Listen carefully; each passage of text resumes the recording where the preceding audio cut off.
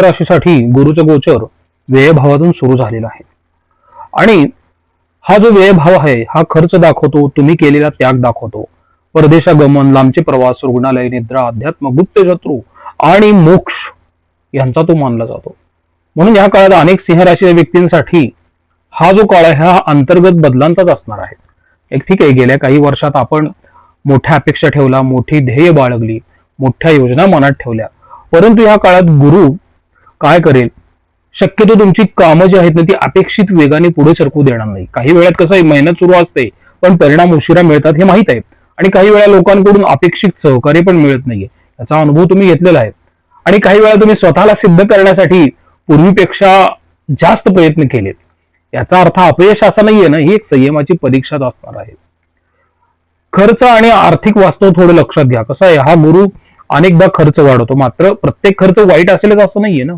उदाहरणार्थ तुम्ही मुलांच्या शिक्षणासाठी केलेला खर्च असेल, परदेशातील प्रवास असतील, आरोग्यविषयक खर्च असेल, आणि काही घरातली मोठी कामं असतील, धार्मिक कार्य असेल, आध्यात्मिक प्रवास असतील, यासाठी पैसा खर्च होऊ शकतो. परंतु काही व्यक्तींना असं जाणवू शकतं की पैसा येतोय पण तो टिकत नाहीये. ठीक आहे ना, तो चांगल्या कामासाठी जर गेला तर तो सन्मार्गी लागलेला आहे ना.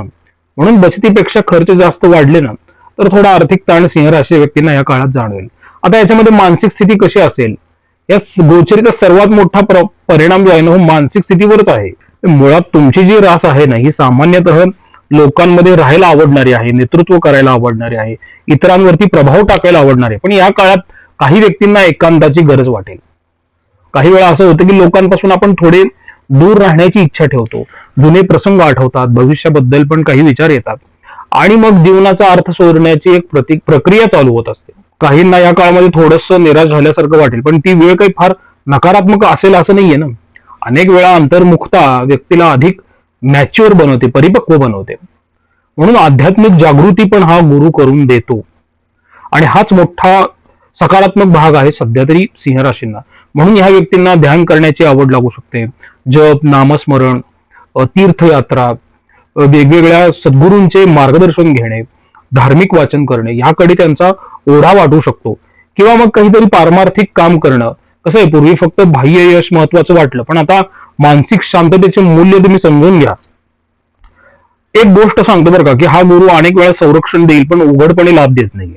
म्हणजे काय होतं की मोठ्या संकटातून तुम्ही वाचता, योग्य वेळी मदत पण हा गुरु मिळवून देऊ शकतो, चुकीचा निर्णय पण टाळू शकतो, पण त्याच वेळी व्यक्तीला कठोर वास्तव पण दाखवतो.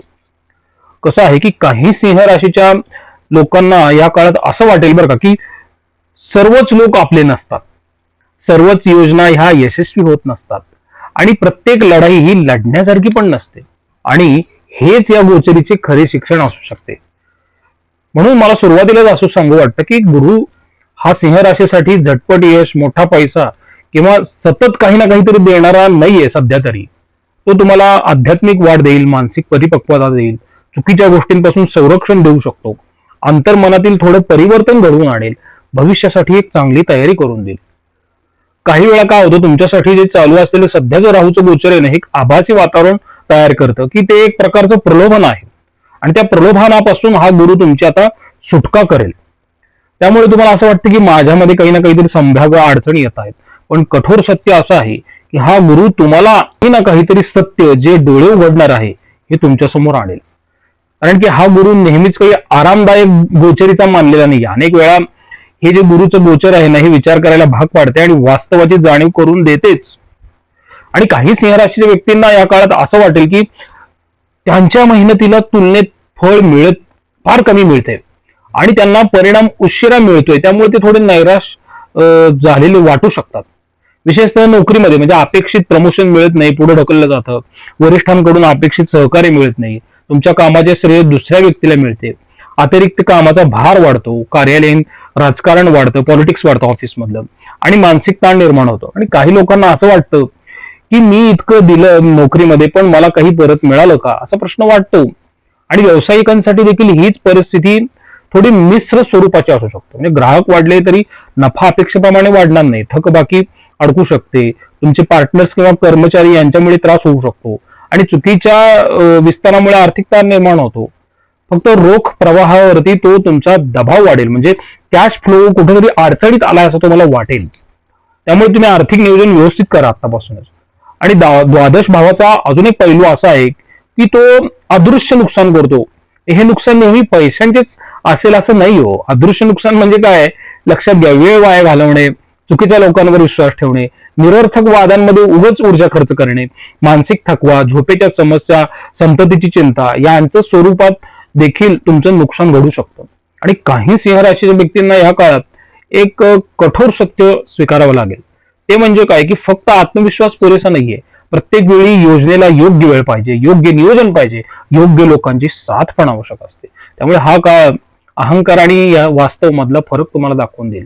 आणि ज्या व्यक्ती प्रत्येक सल्ला नाकारतात, स्वतःच्याच मताला अंतिम सत्य मानतात किंवा चुकाच मान्य करत नाहीत ना, त्यांनी या काळात मग जास्त संघर्ष करण्याची तयारी ठेवा. अजून एक कसं आहे की द्वादश भावातील गुरु हा शिक्षा देण्यासाठी येत नाही, तो चुकीचे मार्ग बाजूला करतो, चुकीच्या अपेक्षा लांब ढकलवतो. म्हणून या काळात जर काही गोष्टी हातातून निसटल्या, काही योजना अयशस्वी झाल्या किंवा काही लोक दूर गेले, तर प्रत्येक गोष्ट नुकसानच आहे असं समजू नका. काही वेळा गुरु आपल्याला जे हवे आहे ते काढून घेतो आणि जेणेकरून काय होतं की पुढे आपल्याला जे आवश्यक आहे ना ते मिळू शकतं ना. याचबरोबर कुटुंब, नातेसंबंध आणि वैवाहिक जीवनाचा कसा एक पैलू आहे हा गुरु गोचरीचा, की नातेसंबंधांच्या बाबतीत हा काळ बाहेरून दिसतो त्यापेक्षा आतूनच अधिक परिणाम करणार आहे. नातेसंबंधांच्या बाबतीत सुद्धा हा काळ कसा आहे, बाहेरून दिसतो त्यापेक्षा आतूनच अधिक परिणाम करणारा ठरू शकतो. कसं होतं की अनेक सिंह राशीच्या व्यक्तींना गेल्या काही वर्षात कुटुंबासाठी काही केले आहे असे वाटत असेल, जबाबदाऱ्या उचललेल्या आहेत, आर्थिक मदत केलेली आहे, सर्वांना सांभाळण्याचा प्रयत्न केलेला आहे, स्वतःच्या भावना बाजूला ठेवल्या आणि त्याग जास्त केलाय. परंतु काही जणांना असं जाणवेल की आपल्या मनातील गोष्टी कोणी समजूनच घेत नाही. म्हणून ह्या भावातील गुरु अनेक वेळा व्यक्तीला अंतर्मुख करतो. त्यामुळे तुम्ही कुटुंबात असूनही तुम्हाला एकटेपणाची भावना जाणवेल आणि आता सध्या ती जाणवतच आहे. मी सर्वांसाठी आहे पण माझ्यासाठी कोण, ही भावना सध्या तुमची आहे. आणि हा भावना प्रत्येकाला येईलच असे नाहीये, कारण की अनेक सिंह राशी व्यक्तींना अशा मानसिक अवस्थेचा अनुभव येणारच आहे पुढे जाऊन. कुटुंबातील वातावरण पण कसं आहे, मोठे वाद निर्माण होतील असे नाही, परंतु विषय तुमच्या सतत मनात ते फिरत राहतील आणि तेच मनात एक मानसिक द्वंद्व तयार करतात. काय होतं की कुटुंबात जबाबदाऱ्या वाढतात, अपेक्षा वाढतात, मालमत्तेसंबंधी चर्चा होतात, दूर राहणाऱ्या तुमच्या नातेवाईकांची काळजी वाटते, आई वडिलांच्या आरोग्याची चिंता वाटते. यामुळे मानसिक ताण या काळात वाढू शकतो आणि काही लोकांना कुटुंबासाठी अपेक्षेपेक्षा जास्त खर्च करावा लागू शकतो आणि घरातील एखाद्या सदस्याच्या गरजेसाठी किंवा अडचणीसाठी आर्थिक मदतही करावी लागू शकते. तसंच वैवाहिक जीवनाबाबतीत बरं का, की हा काळ नक्कीच तुमच्या जोडीदाराची परीक्षा घेणारा आहे.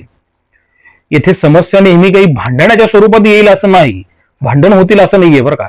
खरी समस्या ही संवादाच्या कमतरतेमधून निर्माण होते. जे उदाहरणार्थ जोडीदाराला तुम्ही वेळच देत नाही, कामाच्या ताणामुळे काय होतं की भावनिक अंतर वाढतं, मनातील गोष्ट बोलत नाही, अपेक्षा वाढलेल्या जातात आणि मग छोट्या छोट्या गोष्टी तुम्ही मनात साठवून ठेवता, ह्यामुळे दुरावा निर्माण होतो ना. आणि काही जोडप्यांसाठी असं होऊ शकतं बरं का की आम्ही एकत्र राहतो पण पूर्वीसारखे जोडलेले वाटत नाही असं वाटू शकतं ना. आणि ही परिस्थिती जर दुर्लक्ष केली तर नात्यांमध्ये जरा दुरावा निर्माण होतो. त्यामुळे योग्य संवाद, समजूतदारपणा हे तुम्ही सध्या टिकवणं हेच तुमच्यासाठी एक मॅच्युरिटीचं लक्षण आहे. गुरुचा एक स्वभाव असा आहे की तो तुमच्यामध्ये समजूतदारपणा आणतो आणि योग्य संवाद कसा करायचा जेणेकरून आपला फायदा होईल हे पण तुम्हाला तो शिकवत असतो. कारण की हा गुरुचं एक तत्वच आहे, तो अंतर्मुखताच वाढतो जसं मी सुरुवातीला म्हणालो. त्यामुळे आपल्याला लक्षात येतं की समोरच्याशी तुम्ही कसं बोलवून समोरची समस्या थांबवली पाहिजे. त्याचबरोबर ह्या गुरुमुळे कसं होतं की थोडासा विरह योग तयार होतो. आता विरह योग म्हणजे भांडण ह्याच्यामुळे झालेला विरह योग नसतो. काही जणांना कुटुंबापासून नोकरीसाठी दूर राहावं लागू शकतं. ठीक आहे, हा काही कायमस्वरूपी विभक्त होण्याचा योग नाहीये, पण काय होतं राहिलेल्या अंतरामुळे नात्यांची परीक्षा घडू शकते ना. तसंच काय आहे की अविवाहित व्यक्ती जे आहेत ना त्यांच्यासाठी हा काळ थोडा वेगळा असेल. कसा की काहींना एखाद्याबद्दल फक्त आकर्षण निर्माण होऊ शकते, पण ती व्यक्ती दूर राहणारी, आधीच कुठेतरी गुंतागुंतीच्या परिस्थितीत असणारी किंवा सहज उपलब्ध नसणारी असू शकेल. आणि काही वेळा कसं होतं एकतर्फी भावना किंवा मनातच राहणारे प्रेम याचाही त्यांना अनुभव येतो. म्हणून या काळात भावनांपेक्षा वास्तवाला तुम्ही अधिक महत्व देणं गरजेचं आहे. तेच तुमची मानसिक शांतता टिकवून ठेवेल. तुम्ही कोणती काळजी घ्यावी? हे बघा, कसं आहे, सिंह राशीचा स्वभाव स्वाभिमानी हो, खूप स्वाभिमानी आहे. जेव्हा मन दुखावते ना, तेव्हा सिंह राशी कधी बोलून दाखवत नाही, पण ती आतून दूर जाऊ लागते. आणि हीच या काळातील सर्वात मोठी चूक ठरू शकते बरं का. म्हणून लक्षात घ्या, निदान तुमच्या जोडीदाराबरोबर तरी मनातल्या गोष्टी बोला, त्या साठवून ठेवू नका. आणि अहंकारामुळे माफी मागणे टाळू नका. नात्यांमध्ये काय होतं, माफी मागितली तर नातं टिकून राहतं ना, आणि तेच तुमच्या आयुष्यासाठी फार महत्वाचं आहे. म्हणून तुम्हाला असाही आध्यात्मिक मला इथं संदेश देऊ वाटतो बरं का, की प्रेम सिद्ध करण्यासाठी मोठ्या गोष्टींची गरज नसते. अनेक वेळा उपस्थिती, समजूतदारपणा आणि शांत संवाद पण पुरेसा असतो ना. त्यामुळे हा काळ सिंह राशीच्या व्यक्तींना नात्यांकडे अधिक संवेदनशीलतेने पाहायला शिकवेल. आणि तुम्हाला असंही समजेल बरं का, की नाती ही जबाबदारी नसून जीवनातील सर्वात मोठा आधार असतात. म्हणून मला असं सांगू वाटतं जाता जाता, की भावनिक परीक्षा घेणारा हा काळ आहे. अपेक्षाभंग अनुभवास येऊ शकतो. त्यामुळे समजूतदारपणा असेल तर अनेक नाती ही अधिक मजबूत होतील. ठीक आहे, या गुरुचा उद्देश नाती तोडणे नाहीये, नात्यांमधील भ्रम दूर करून त्यांचा खरा पाया मजबूत करणे हाच या गुरुचा उद्देश आहे. तसंच आरोग्याच्या बाबतीत पण सिंह राशी व्यक्तींनी काळजी घेतली पाहिजे. सर्वात महत्वाचं म्हणजे तुम्ही वाहन फार लक्ष देऊन चालवा बारकाईने. छोटे मोठे अपघात पण होऊ शकतात, तिथं काळजी घेतली पाहिजे तुम्ही. त्याच्यानंतर घरातल्या वृद्ध व्यक्तींची पण काळजी घ्या. वृद्ध व्यक्तींना पायऱ्यांची चढ उतार करणं पण कधी कधी त्रासदायक ठरू शकतो, तर तिथं काळजी घ्या तुम्ही. त्यामुळे कसं आहे, ह्या काळात शारीरिक ऊर्जेत चढ उतार तुमच्या होतील आणि त्याचबरोबर मानसिक ऊर्जेत पण चढ उतार होतील. याचा अनुभव तुम्हाला येऊ शकतो. म्हणजे सतत काम, विश्रांती कमी घेणे, अनियमित दिनचर्या यामुळे तुमच्या आरोग्यावरती थोडा ताण वाढू शकतो. आणि ह्या काळात कसं आहे, शरीरापेक्षा मन जास्त थकलेलं असण्याची शक्यता आहे. त्यामुळे पुरेसं तुम्ही झोप घ्या, नियमित थोडा व्यायाम करा आणि मानसिक शांतता कशी टिकवता येईल याकडेच लक्ष द्या. गुरुचा सकारात्मक प्रभाव असा आहे की योग्य डॉक्टरांचा सल्ला किंवा योग्य उपचार मिळू शकतात. त्यामुळे लक्षणे दुर्लक्षित करण्याच्या ऐवजी वेळेवर तुम्ही वैद्यकीय चिकित्सा करून घ्या. आरोग्याच्या समस्या ज्या आहेत ना, त्या अचानक निर्माण होत नाहीत, त्या कुठेतरी आपण दुर्लक्षित केलेल्या असतात आणि त्या बाहेर येत असतात. म्हणून या काळात तुम्ही आरोग्याकडे दुर्लक्ष करू नका. वेळोवेळी तुम्ही डॉक्टरांचा सल्ला घ्या जर तुम्हाला गरजेचं असेल तर. विद्यार्थ्यांसाठी कसं आहे की मेहनत, संयम आणि एकाग्रतेची परीक्षा घेणारा हा काळ आहे. अभ्यासात एकटेपणा, गोंधळ किंवा अपेक्षित निकाल उशिरा मिळण्याची परिस्थिती निर्माण होते. आणि काही विद्यार्थ्यांना असं वाटतं की अभ्यासात लक्ष केंद्रित करण्यात मला अडचण येते. मोबाईल किंवा इतर गोष्टींमुळे लक्ष विचलित होते. परदेशी शिक्षण किंवा उच्च शिक्षणाचे विचार येत आहेत आणि मग तुम्ही कुठेतरी घरापासून दूर राहण्याचे योग इथं तयार होतील. अशा अनुभव येतील तुम्हाला. मात्र हा काळ कसा आहे, संशोधन, सखोल अभ्यास, स्पर्धा परीक्षा आणि उच्च शिक्षणासाठी चांगला ठरू शकतो. फक्त तुम्ही अभ्यासात सातत्य ठेवा. लक्षात ठेवा, या काळात हुशारीपेक्षा शिस्त अधिक महत्वाची ठरणार आहे.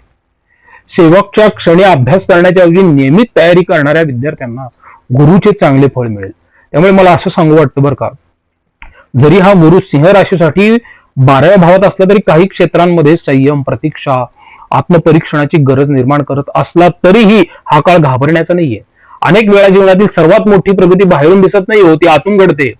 आणि जर काही गोष्टी उशिरा मिळत असतील ना, काही योजना थांबल्या असतील किंवा काही लोक दूर गेले असतील, तरी याचा अर्थ तुमचा मार्ग बंद झालाय असा होत नाही. कधी कधी ईश्वर आपल्याला थांबवतो जेणेकरून तुम्ही चुकीच्या दिशेने जाऊ नये. त्यामुळे तुम्हाला ह्या काळात अधिक मॅच्युरिटी, जास्त जागरूकता, तुम्ही मानसिक दृष्ट्या जास्त मजबूत होताल. विश्वास कमी होऊ देऊ नका. आज जे प्रयत्न तुमचे पडद्यामागे सुरू आहेत ना, त्याचे फळ उद्या मिळणारच आहे. आणि आध्यात्मिक दृष्ट्या या काळामध्ये जर तुम्हाला उपासना करायची असेल तर ओम नमो भगवते वासुदेवाय ह्या मंत्राचा तुम्ही जाप करा. तुम्ही विष्णू सहस्त्रनामाचं जास्तीत जास्त पठण करू शकता. गुरुचरित्र वाचन, गरजूंना अन्नदान, ज्येष्ठ व्यक्तींचा आशीर्वाद घ्या, हे विशेष लाभदायक ठरतील. लक्षात घ्या, सिंह राशीची ताकद फक्त गर्जनेत नसते, तर कठीण काळातही आत्मविश्वास तुम्ही कसा टिकवून ठेवता ह्यात तुमची खरी ताकद आहे. त्यामुळे ह्या काळात तुम्हाला काही थांबायचं नाही, फक्त पुढल्या मोठ्या पर्वासाठी तुम्हाला तयार व्हायचंय. श्रद्धा, संयम आणि योग्य कर्म यांची तुम्ही सांगड घाला. गुरु तुम्हाला योग्य वेळी मदत करेल. ऑक्टोबर महिन्याच्या एंड पर्यंत हे गुरुचं गोचर आहे आणि गुरु हा नवग्रहांच्या मालिकेतील सर्वात महत्वाचा बलशाली ग्रह मानला जातो. त्यामुळे त्याचा एकट्या गुरुचा विचार करून जरी आपण फलादेश ऐकला तरी सुद्धा तो प्रभावीच असणार आहे आणि तसंच घडू शकतं. याच्यानंतर मित्रांनो मग पुढील महिन्यामध्ये मंगळ रवी ह्यांचे गोचर होतील, पण सर्वात महत्वाचं गोचर जे असतं हे गुरुचं असतं आणि हे 13 वर्षांनी तुमच्या राशीसाठी व्यय भावात आलेलं आहे. प्रसाद कुलकर्णी, पंढरपूर. श्रीराम.